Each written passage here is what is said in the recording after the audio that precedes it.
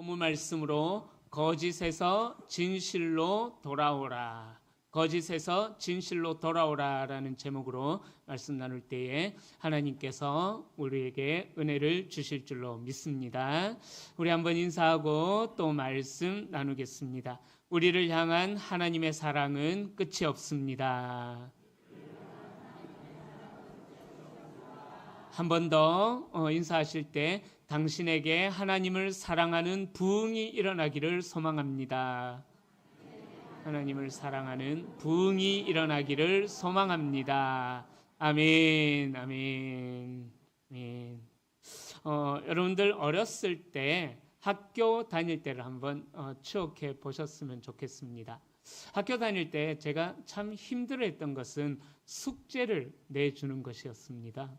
저는 학교 다닐 때 이 숙제 때문에 참 많이 힘들었는데 학교 공부는 학교에서 하면은 되지 굳이 또 집에 가서까지 하라고 하느냐 이렇게 이야기하니까 제가 예전에 주일학교와 중고등부 사역을 할 때 아이들이 너무 좋아하더라고요. 맞아요 전도사님 하면서.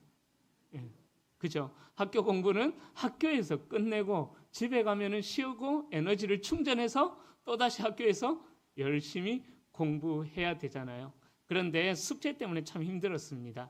그래서 저희 어릴 때는 숙제 검사를 자주 하잖아요. 그래서 숙제를 안 해온 친구들은 뭐 바깥에 나가서 무릎 꿇고 손 들고 무릎 꿇고 손 들고 서 있는 건 아니네. 무릎 꿇고 의자 들고 자꾸 서 있다 그러냐. 무릎 꿇고 의자 들고 있거나 하여튼 그런 벌을 받거나 선생님한테 회초리를 맞기도 하죠. 그게 너무 힘들고 싫어서 때로는 거짓말을 할 때가 있습니다. 그때 선생님이 어떻게 아셨는지 숙제 안 한 것들은 자수해서 광명 찾아라. 꼭 희한하게 그렇게 이야기를 하셔요. 그러다가 설마 나를 부르겠나 싶어서 가만히 숙제 한 척하고 가만히 앉아 있으면은 10번 뒤에 옆에 그 뒤에 앉아 있는 놈 일어서 하면서 그 놈이 꼭 누구냐 하면은 저예요. 그죠? 그래서 숙제 안 한 거 걸려가지고 선생님한테 또 직살나게 혼나고 그랬던 기억이 납니다. 그때 이제 선생님께서 해주셨던 기억이 제 평생에 잊혀지지 않을 선생님의 말씀이 있습니다. 선생님이 이제 거짓말을 하는 것에 대하여서 참 배신이다. 매가 무서워서 혼나는 게 무서워서 네가 앞으로 이렇게 거짓으로 살아간다면은 그렇게 임기응변으로 그때그때를 넘기면 되겠지 하면서 살아간다면은 그게 평생 너의 발목을 붙잡을 것이다. 라는 이야기를 해주셨어요. 그날 이후로 제가 선생님의 말씀에 깊은 깨달음을 얻고 참 열심히 숙제도 하고 어쨌든 거짓 없는 생활을 하려고 애를 썼던 기억이 납니다. 여러분 우리가 뭐 돈을 잃은 거나 건강을 잃은 거는 어찌 보면은 회복할 수도 있는 문제입니다. 그러나 어떤 심적인 관계, 정서적인 관계에서 배신을 당해버린다면은 그 배신을 배신한 사람은 쉽게 잊어버릴지 몰라도 그러나 배신을 당한 사람은 그 마음에 깊은 한으로 남게 되어져 버린다라는 것입니다. 믿었던 사람이 거짓말을 하고 약속을 어기고 그리고 자기 이익을 위해서 나를 이용했다라는 생각이 들 때에는 걷잡을 수 없는 배신감에 사로잡혀서 우리는 무너지게 된다라는 거죠. 하나님과 이스라엘의 관계에서도 마찬가지였습니다. 하나님은 이스라엘 백성들에게 신실하게 언약을 지키셨지만은 그러나 이스라엘 백성들은 출애굽 때부터 끝까지 순간순간 하나님을 배신하는 그러한 행위들을 했다라는 거죠. 자, 우리가 호세아서를 이제 계속해서 살펴보고 있는데요. 드디어 이제 호세아서의 끝이 보여지고 있습니다. 호세아서는 14장으로 마무리가 되어지는데 오늘이 끝나고 나면 이제 두 번의 시간이 지나면은 호세아서 말씀은 끝나게 됩니다. 자, 그렇게 호세아서가 끝나가는데 우리가 호세아서를 통하여서 깨달아야 할 중요한 사실이 있습니다. 그것은 뭐냐 하면은 우리 인간의 어떠한 상태가 이렇다 저렇다 하는 것도 중요하지만은 그러나 그것보다 더 중요한 것은 우리 인간의 상태가 이런 하나님을 배신함에도 불구하고 하나님의 마음을 아프게 해드림에도 불구하고 그래도 하나님은 우리를 끝까지 붙들고 계시고 우리를 끝까지 사랑하신다라는 것을 호세아서에서 이야기하고 있습니다. 비록 이스라엘의 현실은 심판받아 마땅하지만 그러나 구원의 마음을 품으시고 회복의 마음을 품으시고 내게로 돌아오라 손을 내밀어 주시는 하나님의 손길을 잡고 우리의 마음을 거짓에서 진실로 행위 중심에서 하나님 말씀 중심으로 보여지는 것에서 하나님께로 우리의 진심이 돌이킬 때에는 하나님께서 우리를 회복시키고자 하시는 은혜의 하나님이시라는 것을 호세아서에서 이야기하고 있는 것입니다. 우리가 호세아서에서 그렇게 우리를 회복시키고자 하시는 하나님의 마음을 깨달아야지만 이 호세아서의 말씀이 우리에게 은혜로 감동으로 감격으로 다가오게 된다라는 거죠. 자, 오늘 본문은 하나님과 이스라엘의 관계에서 거짓과 진실의 갈등을 다루고 있습니다. 하나님은 진실하시고 신실하게 이스라엘 백성들을 사랑하셨지만은 그러나 이스라엘 백성들은 한결같이 거짓과 속임으로 하나님을 대했다라는 거죠. 하나님은 그런 그들을 향해서 오늘 본문에 보면은 인애와 정의로 돌아와야 된다라고 말씀하고 있습니다. 이 말씀은 오늘 이 시대를 살아가는 우리 성도님들에게도 동일하게 들려지는 말씀입니다. 우리는 종종 형식적이고 우리의 신앙이 때로는 거짓된 모습에 사로잡힐 때가 있다라는 거죠. 그러나 오늘 이 말씀을 통하여서 우리를 부르시는 하나님의 부르심 앞에 진실하게 우리의 마음을 돌이키면서 하나님께로 나아가고 또 혹시나 우리가 돌이키지 못하였다면 지금 내가 어느 자리에 있는가 그것을 깨닫고 하나님께로 돌이키고자 결단하는 귀한 은혜의 시간이 될 수 있기를 소망합니다. 자, 첫 번째로 오늘 본문에서는 거짓에 빠진 이스라엘에 대하여서 이야기를 합니다. 오늘 본문 11장 12절은 이렇게 시작합니다. 에브라임은 거짓으로 이스라엘 족속은 속임수로 나를 애워쌌다. 거짓과 속임수로 하나님 앞에서 살아왔다라고 그렇게 이야기하고 있습니다. 에브라임이 누군지는 다 아시죠, 그죠? 요셉의 아들로서 나중에 이스라엘을 대표하는 지파가 되어진 것이 바로 이 에브라임입니다. 하나님은 그 에브라임을 이스라엘을 거짓과 속임이 가득하였다라고 오늘 본문에서 표현하고 있습니다. 이스라엘은 하나님을 향한 예배가 없었던 건 아니에요. 하나님을 향한 예배가 있었지만은 그러나 그들의 마음은 다른 것을 바라봤다라는 거예요. 우리가 매일 하나님 앞에 나와서 하나님을 예배한다라고 그렇게 고백하지만은 우리의 마음이 다른 것을 바라봤다라는 것을 예배하면서도 다른 것들을 소망하는 것, 예배하면서도 하나님의 세상을 바라보는 것, 그것을 오늘 본문이 지적하고 있는 것입니다. 그래서 이 다른 것은 바로 우상을 섬겼다라는 것으로 표현이 되어집니다. 언약을 지킨다고 했지만은 실제로는 배교하고 정치적인 술수로 자기 살 길만 찾았다라는 거죠. 그래서 12장 1절에 보면은 이스라엘의 어리석음을 더 구체적으로 표현하는데 에브라임은 바람을 먹으며 동풍을 따라간다라고 그래서 종일토록 거짓과 포악을 행한다라고 이야기하고 있습니다. 자, 바람을 먹는다라는 말, 바람 드셔보신 분 계십니까? 바람. 한 번쯤은 드셔보신 분이 있으실 것입니다. 그죠? 자, 바람의 맛이 어떻습니까? 아무 맛도 없죠? 배가 부를까요? 전혀, 그죠? 바람을 아무리 먹어도 우리는 아무것도 그냥 뭐 입에 바람이 불었구나 그 정도만 느끼지 아무것도 우리에게 유익이 없다라는 거죠. 마찬가지입니다. 자, 이 바람을 먹는다라는 것은 북이스라엘의 종교적인 불신앙, 또 정치적인 불신앙을 사회 정치적 행위와 결부시켜서 표현하고 있는 의미인데요. 바로 실체가 없는 것을 의지하는 것을 이야기하고 있습니다. 즉 허망한 것을 붙잡는 것을 의미하는 거예요.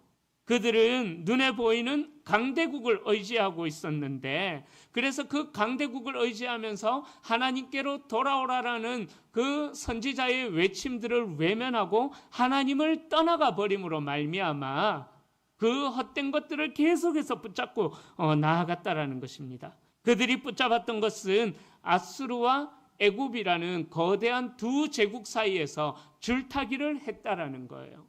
내가 이쪽에 붙으면 유익할까? 아니면 저쪽에 붙으면 유익할까? 그걸 계산하면서 어느 쪽에 붙으면 내가 유익할까?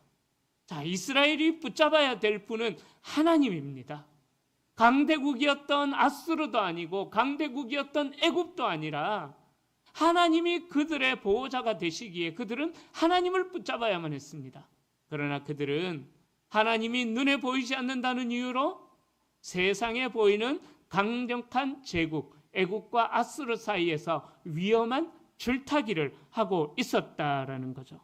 그들은 경제적으로, 정치적으로 아수르와 애굽을 의지하면서 살려고 했지만은, 그러나 하나님은 그들의 행위를 바람을 잡는 것과 같이 허무한 것이다라고 이야기하고 있는 것입니다.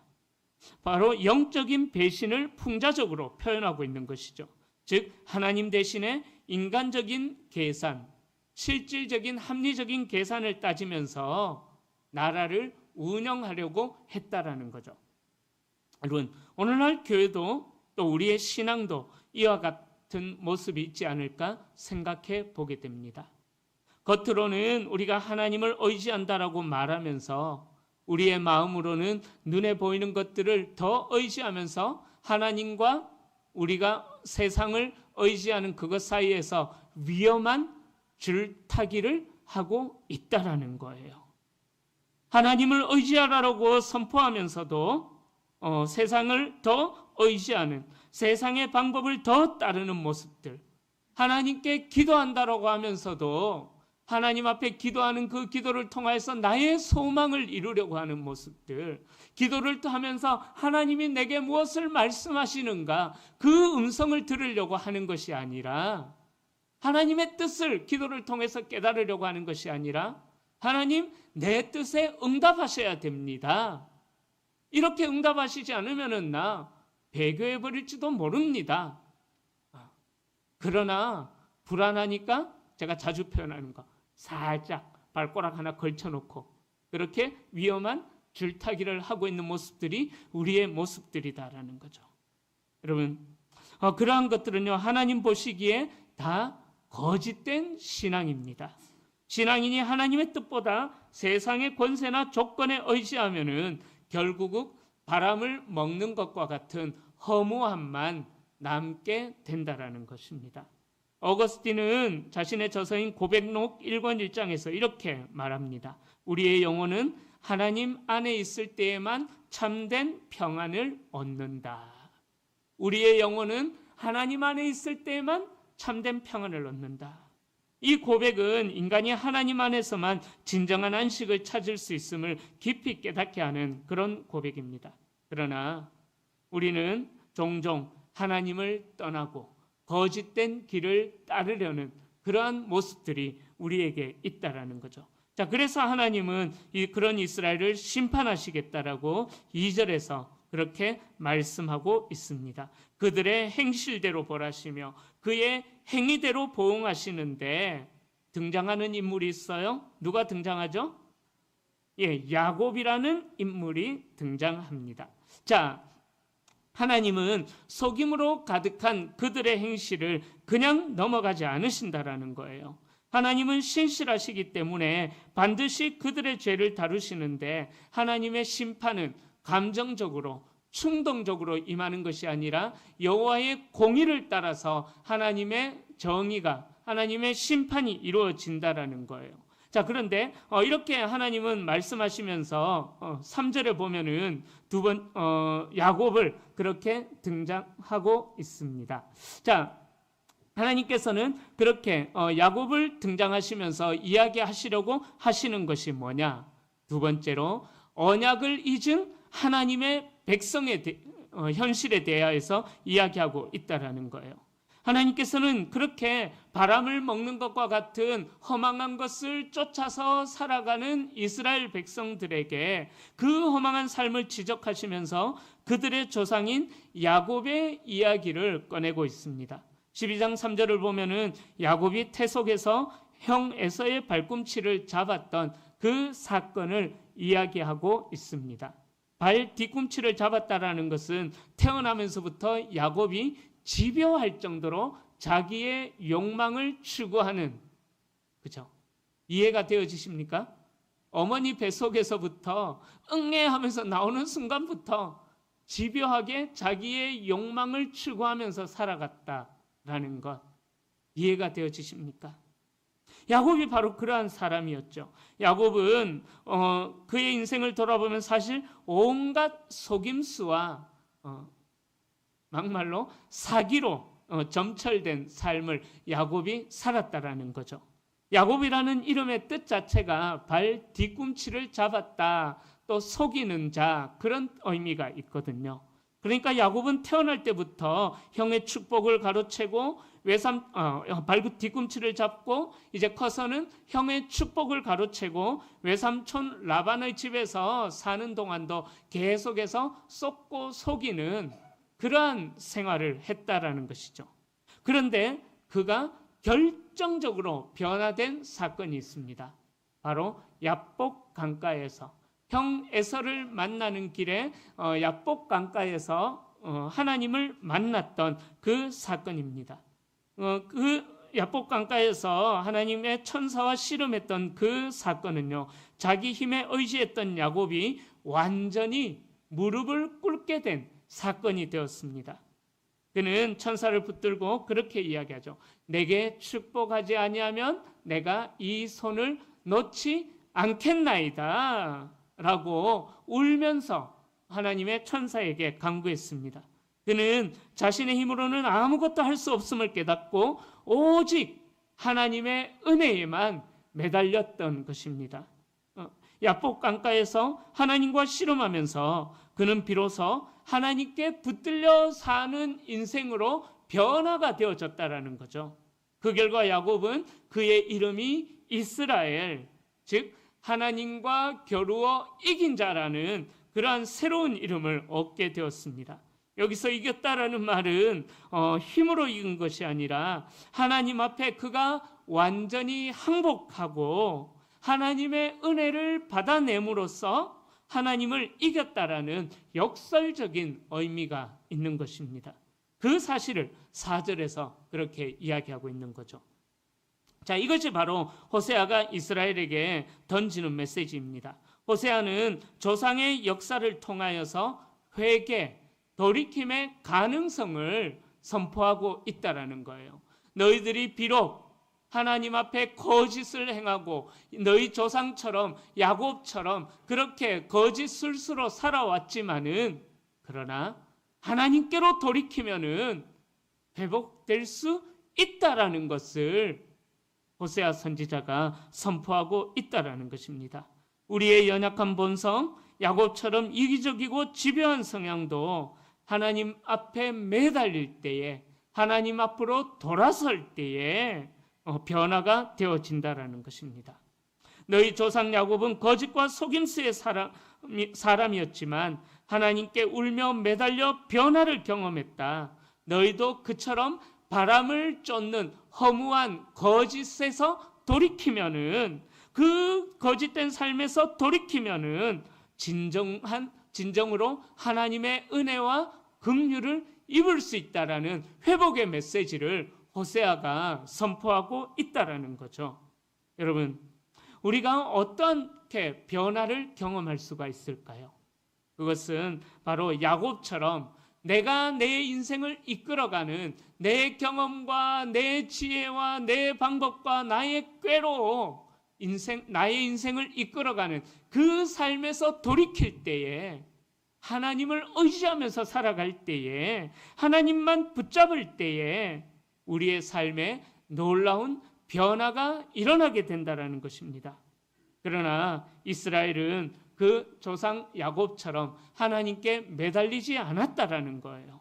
자기의 욕심을 위하여서 세상의 권세, 말씀드렸던 아스루와 애굽 사이에서 양다리를 걸치면서 아슬아슬하게 위험한 줄타기를 하고 있었다라는 거죠. 그래서 하나님은 6절에서 이렇게 말씀하십니다. 6절 말씀, 오늘의 암송 구절이죠. 주보에도 나와 있는데 5절과 6절, 우리 6절 말씀 함께 읽어보겠습니다. 그런즉 너희 하나님께로 돌아와서 항상 너의 하나님을 바랄지니라. 아멘. 바로 이것이 거짓 사이에서 줄타기하고 있는 우리들에게 요청하시는 하나님의 음성인 것입니다. 조상들의 신앙 전통을 단순하게 아름답다 이야기하지 말고 하나님과의 만남으로 인해 일어난 그들의 변화를 본받으라, 그 권면을 호세아 선지자가 하고 있는 것입니다. 거짓과 속임을 버리고 하나님께 돌아오라. 인애와 정의를 지켜라. 오늘 오후에도 살펴볼 건데 이 인애는 헤세드를 이야기합니다. 하나님의 언약을 하나님께서 언약적으로 그 사랑을, 우리를 향한 사랑에 충성을 다하는 헤세드의 사랑을 의미하는데, 바로 그렇게 하나님이 우리를 사랑하셨던 것처럼, 우리를 사랑하시기 위해서 충성을 다하셨던 것처럼 우리도 하나님 앞에서 인애와 정의를 지켜라. 비록 위험한 순간이 우리 앞에 놓여진다고 할지라도 그것을 벗어나기 위해서 세상을 의지하는 것이 아니라 우리의 충성을 다하여, 인애를 다하여, 헤세드를 다하여 하나님을 사랑해라, 하나님께로 돌아와라, 하나님께서 말씀하고 있는 것입니다. 하나님께로 돌아오는 인애와 정의를 지켜라라는 이 말씀은요, 단순한 윤리적인 행위, 윤리적인 돌이킴이 아닌 것입니다. 그냥 감정적인 돌이킴이 아니라는 것입니다. 하나님의 언약 백성답게 신실하게 살아가는 삶의 태도를 의미하는 것입니다. 하나님을 등지고 거짓을 선택했지만 오직 하나님께로 돌아갈 때는 참된 회복이 있다라는 것을 호세아 선지자가 선포하고 있는 것입니다. 여러분, 이것이 바로 신앙의 본질입니다. 신앙의 핵심은 하나님께로 돌아가서 사랑과 정의를 실천하며 살아가는 것입니다. 종교적 형식이 중요한 것이 아닙니다.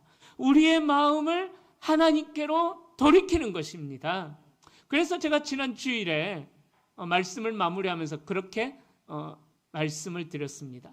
하나님을 사랑하는 우리의 마음에 부흥이 일어나야 된다. 하나님을 사랑하는 우리의 마음에 부흥이 일어나야 된다. 그것이 바로 신앙의 본질인 것입니다. 사랑하는 성도님들, 형식보다 우리의 마음을 다하여서 하나님 앞에 늘 살아가는 우리 성도님들이 될 수 있기를 축복합니다. 우리가 하나님 앞에 예배를 드린다고 하여도 하나님께 우리의 마음을 진실하게 드리지 않으면은 우리의 예배가 울리는 꽹과리와 같은 시끄러운 소음이 되어져 버린다라는 거죠. 우리의 신앙을 돌아볼 수 있기를 소망합니다. 혹시 우리는 하나님께 돌아가기보다 세상을 더 바라보고 있는 것은 아닌지, 아니면은 신앙의 외형, 신앙의 껍데기는 있지만 실제로는 우리의 마음은 하나님보다 세상을 더 붙들고 그것을 잃어버리면은 안 되는데, 죽을 거야, 그런 걱정과 염려 속에서 살아가고 있지는 않습니까? 하나님은 이스라엘 백성들에게 지금 돌아오라라고 말씀하십니다. 그러기에 이 음성이 오늘 우리에게도 들려질 수 있기를 축복합니다. 우리를 품으시고 하나님께로 돌아오라라는 그 음성이 우리에게 들려져서 우리의 겉이 돌아가는 것이 아니라 우리의 마음이 하나님께로 돌아가는 우리 성도님들이 될 수 있기를 축복합니다. 세 번째로 하나님은 호세아를 통하여서 신실하신 하나님께 돌아오라라고 말씀합니다. 하나님은 마지막으로 이스라엘이 얼마나 거짓된 삶을 살아가고 있는지 7절부터 이야기하고 있습니다. 7절에 보면 그는 상인이라 손에 거짓 저울을 가지고 속이기를 좋아하는도다 이야기합니다. 저울, 옛날이나 지금이나 이 저울은 공정을 의미하는 거죠. 공정을 의미하는 거죠. 이 저울추의 정직성은 사회 정의가 얼마나 올바로 실현되고 있는가, 바로 미터와 같은 역할이 바로 이 저울추였습니다. 상거래에서 거짓 저울을 사용하는 것은 곧 공동체 전체를 속이고 또 더 나아가서 약자를 핍박하는, 약자의 것을 착취하는 그러한 죄악이었습니다. 이 말씀은 하나님께서 이스라엘의 사회적 부패와 경제적 불의를 심판하시는 장면인데, 이 거짓 저울은 하나님과의 언약을 깨뜨리는 행위로 묘사가 되어져 버렸다라는 것입니다. 언약 백성은 하나님의 성품을 닮아 정의와 공의를 행해야 되는데도 불구하고 그러지 않았다라는 것을 이야기하고 있습니다. 여러분, 이 7절 말씀은 3절과 4절에서 이야기한 형 에서의 발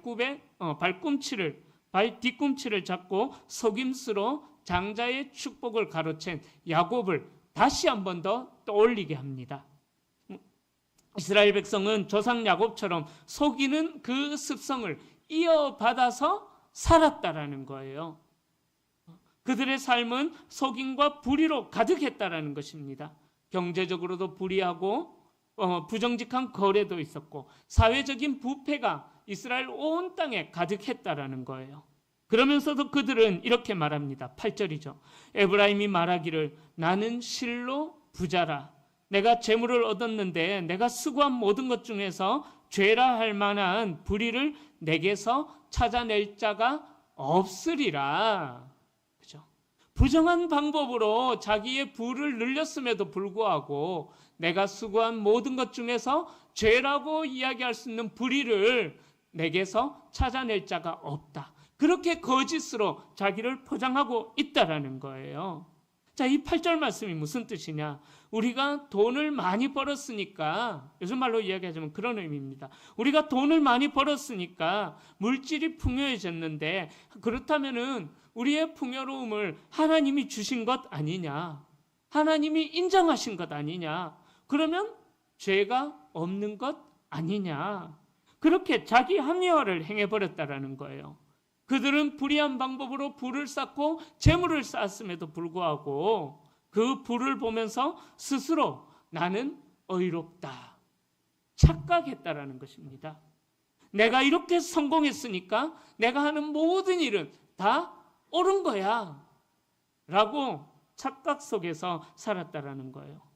물론 재물은 하나님의 축복의 상징이기도 합니다. 우리가 풍성함을 누린다는 것이 하나님의 은혜이기도 합니다.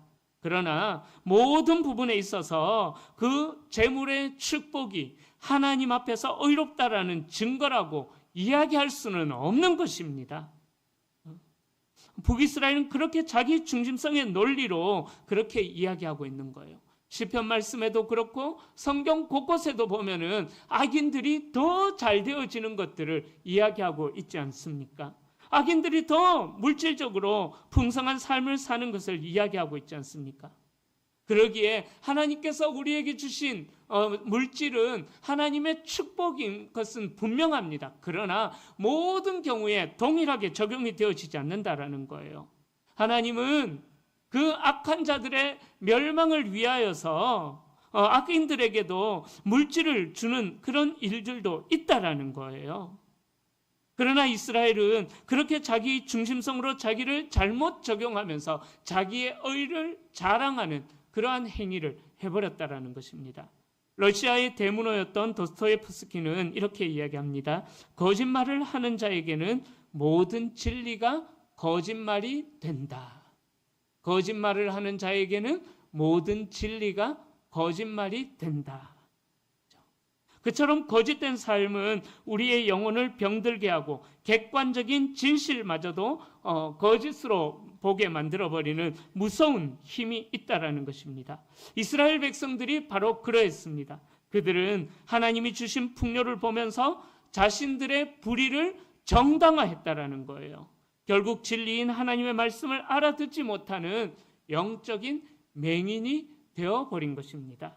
사랑하는 성도님들, 다시 말씀드립니다. 물질적인 성공, 하나님의 축복임에도 분명합니다. 그러나 그 모든 경우에서 물질적인 성공이 하나님이 나를 인정하시는 증거로 오해해서는 안 됩니다. 물질적인 성공을 하나님의 인정의 증거로 오해하는 신앙을 우리는 경계해야 합니다. 물론 물질은 하나님이 주시는 복 중에 하나일 수도 있지만 하나님의 인정은 우리의 마음으로부터 나오는 믿음과 진실한 순종에서부터 달려 있다라는 것입니다. 성경은 물질적 성공을 은혜의 절대적인 기준으로 절대로 이야기하지 않습니다. 물질적인 성공은 말씀드렸던 것처럼 악인들에게도 주어진다라고 성경 곳곳에서 이야기하고 있기 때문입니다. 그래서 하나님은 결국 이스라엘 백성들로 하여금 광야 시절을 추억하게 하십니다. 9절에서 이렇게 이야기합니다. 내가 애굽 땅에 있을 때부터 나는 내 하나님 여호와니라. 내가 너로 다시 장막에 거주하게 하기를 명절날에 하던 것 같게 하리라. 하나님은 출애굽의 구원주로서 자신을 드러내셨지만은 이스라엘은 오히려 장막으로 낮아지게 될 것을 경고하고 있습니다. 이스라엘이 아무것도 없는 광야에서 살았을 때 그들을 먹이시고 키우셨던 분은 우리 하나님이셨습니다. 그러나 지금은 그들을 먹여 살렸던 하나님을 의지하지 않고 오히려 세상을 의지하고 있었다라는 거죠. 그래서 하나님은 그들을 낮추시고 그들을 다시 초심으로 돌아가게 하신 것입니다. 사랑하는 성도님들, 번영의 시대에도 우리는 하나님이 우리에게 베푸신 은혜의 기억을 잊지 말아야 합니다. 우리의 신앙도 어찌 보면은 자랑할 것이 없을 수도 있습니다. 왜냐하면 모든 것은 하나님의 은혜와 하나님의 섭리 속에 주어진 것이기 때문입니다. 그러기에 우리는 물질이 아니라 은혜로 살아왔음을 기억해야 합니다. 이 사실을 하나님께서는 여러 선지자들을 통해서 반복적으로 계속해서 이야기했지만 그러나 문제는 듣지 않는 이스라엘의 완고함이 결국 이스라엘을 멸망으로 이끌어 갔다라는 거죠. 그래서 마지막 14절을 이렇게 말씀합니다. 에브라임이 경노하게 함이 극심하였으니 그의 주께서 그의 피로 그의 위에 머물러 있게 하시며 그의 수치를 그에게 돌리시리라. 보십시오. 모든 원인이 누구에게 있다라고 이야기합니까? 그에게 있다라고 반복해서 이야기하고 있는 것입니다. 하나님의 진노는 결국 거짓과 속임으로 가득한 백성이에 임하게 된다라는 것을 이야기하고 있습니다. 사랑하는 성도님들, 오늘 말씀은 우리에게 분명하게 도전하고 있습니다. 이스라엘은 거짓과 속임으로 하나님을 대했지만 그러나 하나님은 여전히 신실하시고 우리에게 돌아오라라고 부르시는 분이십니다. 하나님께 돌아오면은 교회는, 성도는, 가정은 다시 부흥을 경험하게 될 것입니다. 여러분, 우리는 교회의 현실을 바라보면서 걱정하기도 합니다. 심지어 세상 사람들도 교회를 걱정하기도 합니다. 교회 안과 밖에서도 이제는 기독교가 힘을 잃었다. 그런 거룩한 모습들이 보여지지 않는다. 자정 능력도 없다. 이제는 교회도 위기다라고 오히려 세상 사람들이 교회를 바라보면서 걱정하는 시대가 되어져 버렸습니다. 그 사실을 사람들이 교회를 떠나가고 있는 통계만 봐도 우리는 알 수가 있습니다. 그러나 저는 그렇게 생각하지 않습니다. 하나님은 이 모든 상황 가운데서도 하나님께서 이루실 회복의 역사를 지금 이 시대에 저와 여러분들을 통하여서, 우리 대구 성도교회를 통하여서 하나님께서 이루실 회복의 역사를 준비하고 계시는 줄로 믿습니다. 그래서 저는 한국교회의 부흥의 시대가 이 땅 가운데 다시 찾아올 줄로 믿습니다. 제가 말씀드리는 이 부흥의 시대는요, 사람들이 교회로 몰려드는 것, 그런 외적인 모습을 이야기하는 것이 아닙니다. 제가 말씀드리는 부흥은 만약 지금 이 시대에 누군가가 교회로 찾아온다면은 그 사람이 이렇게 고백하는 거예요. 내가 예수를 믿고 싶어서 교회로 왔습니다. 내가 예수에 대해서 알고 싶어서 교회에 왔습니다. 내가 세상에 있는 동안은 다른 것을 통해서 깨닫게 된 사실이 진리인 줄 알고 그것을 따라서 살았는데, 그것을 따라서 살아가다 보니까는 오늘 본문에 나오는 것처럼 바람을 먹는 것처럼 허망한 것뿐이었습니다. 그것이 진리가 아님을 경험했습니다. 그것들이 나를 붙들고 세상이 나를 지켜주지 못했음을 알았습니다. 돈도 아니고 명예도 아니고 권력도 아니었습니다.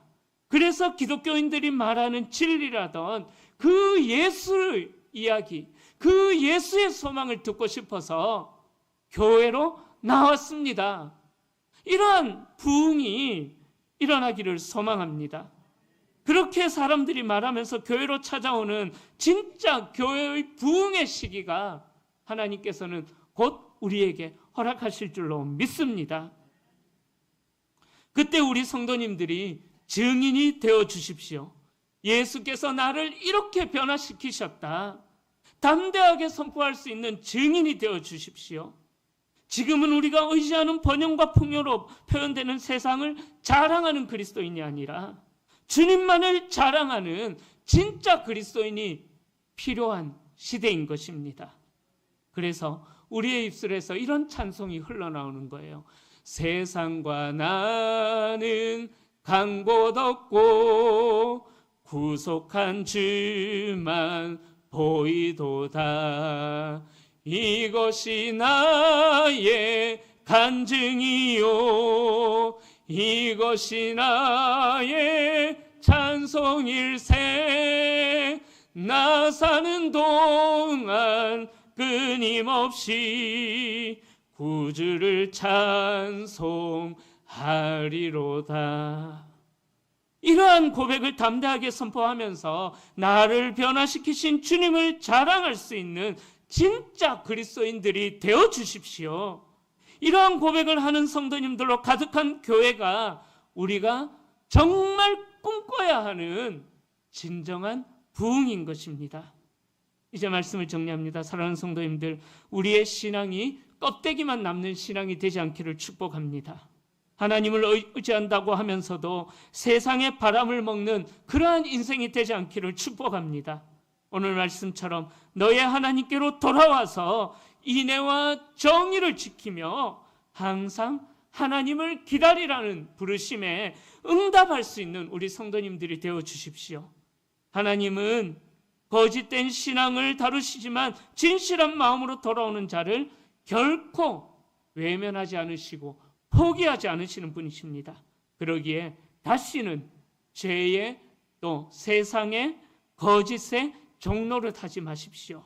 우리 삶의 방향을 돌려서 인애와 공의를 행하며 항상 하나님을 바라보는, 그렇게 하나님과 동행하는 이 길만이 우리가 살아날 수 있는 유일한 길이다라고 고백하면서 주님과 동행하며 신실하신 하나님 앞에 정직하고 진실한 믿음으로 살아가는 우리 모든 성도님들이 다 되시기를 주님의 이름으로 간절히 축원합니다.